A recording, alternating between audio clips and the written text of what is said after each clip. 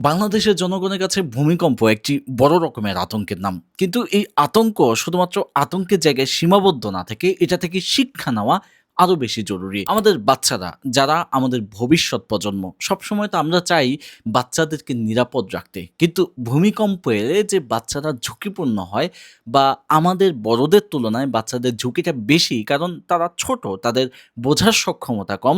তাই তাদেরকে নিয়ে আলাদাভাবে চিন্তা করা জরুরি।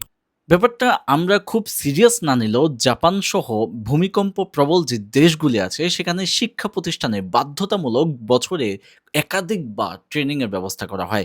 সেখানে ভূমিকম্প হলে বাচ্চারা কিভাবে ড্রপ, কভার, হোল্ড করবে, নিজেকে কিভাবে সেভ করবে, আত্মরক্ষা কৌশলটা কেমন হবে সেসব হাতে কলমে শেখানো হয়, প্রশিক্ষণ দেওয়ানো হয় এবং বাচ্চাদেরকে বারবার এই কাজগুলি করানোর মাধ্যমে অনুশীলনও করা হয়। যেন ভূমিকম্প এলে প্রতিটি বাচ্চা তার নিজের দায়িত্বটা ঠিকভাবে নিতে পারে। জাপানে ভূমিকম্প হলে কিভাবে নিজেকে রক্ষা করতে হবে এটা নিয়ে বেশ বড় রকমের মহড়া হয়।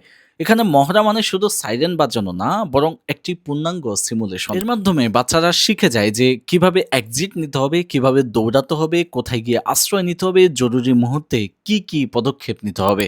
যারা দোতলায় বা চারতলায় থাকে, যাদের বের হওয়া, বাসার এক্সিট নেওয়া পসিবল না, তাদের কি করতে হবে সেটাও কিন্তু পাঠ্যক্রমের মাধ্যমে, মহড়ার মাধ্যমে বাচ্চাদেরকে শেখানো হয়। এসব জায়গায় বাচ্চাদেরকে সুকৌশলে শেখানো হয় কিভাবে বেঞ্চের নিচে আশ্রয় নিতে হবে, টেবিল বা নিরাপদ জায়গার নিচে আশ্রয় নিতে হবে এবং সিঁড়িতে ধাক্কাধাক্কি যখন চলে তখন আসলে কিভাবে খুব কৌশলের সাথে নিজেকে রক্ষা করতে হবে এবং আতঙ্কিত হওয়ার যে প্রবণতা, আমরা নিজেরাও তো আতঙ্কিত হই, বাচ্চারা তো তাদের আতঙ্কের জায়গাটা আরো বেশি।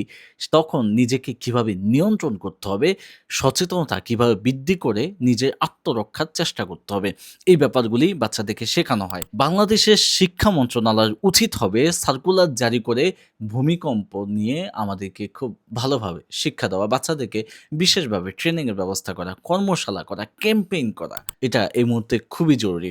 ভবিষ্যৎ নিরাপদ করবার স্বার্থে আপনি যদি একজন অভিভাবক হয়ে থাকেন তাহলে অবশ্যই সামাজিক যোগাযোগ মাধ্যমে এটা নিয়ে লিখুন, ভিডিওটি শেয়ার করুন, কমেন্টে জানান আপনার ভাবনা কি প্রক্রিয়ার মধ্য দিয়ে আমরা আমাদের ভূমিকম্প প্রবণ এবং ঝুঁকির মধ্যেও আমাদের বাচ্চাদেরকে নিরাপদ রাখতে পারি সেসব ভাবনা জানিয়ে যাবেন কমেন্ট বক্সে ইনশাআল্লাহ।